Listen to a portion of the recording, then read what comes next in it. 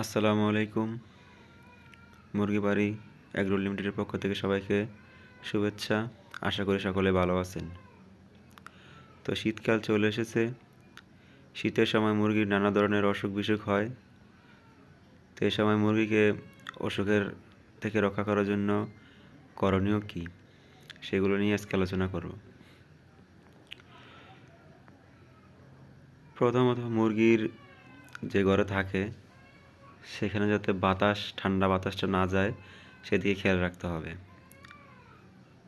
প্রয়োজনে বেশি শীত পড়লে মুরগিকে কৃত্রিম আলো ব্যবস্থা করতে হবে, লাইটের মাধ্যমে মুরগিকে তাপ দিতে হবে। মুরগিকে সুষম খাবার দিতে হবে।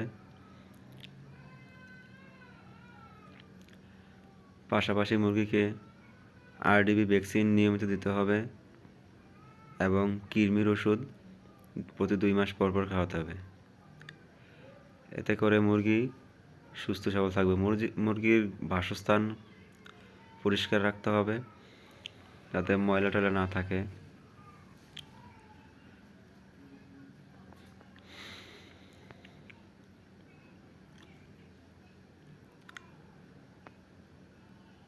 এরপরও যদি মুরগির অসুস্থ হয়ে যায় বা ঠান্ডা লেগে যায়, এতে করে বিভিন্ন ধরনের মেডিসিন পাওয়া যায়, সেগুলো ব্যবহার করা যায়।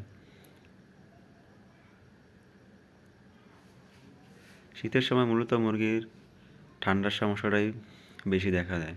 ঠান্ডা বা জ্বর এগুলোই বেশি হয় বা মুরগিগুলো ঝিমিয়ে থাকে।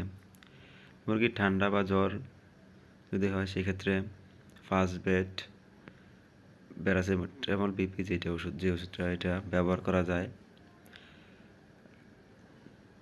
এছাড়া ঠান্ডার জন্য অ্যান্টিবায়োটিক হিসেবে অ্যামফ্লোরবেট ব্যবহার করা যায়। তা আমি এগুলি ব্যবহার করি আমার মুরগিকে সুস্থ রাখার জন্য।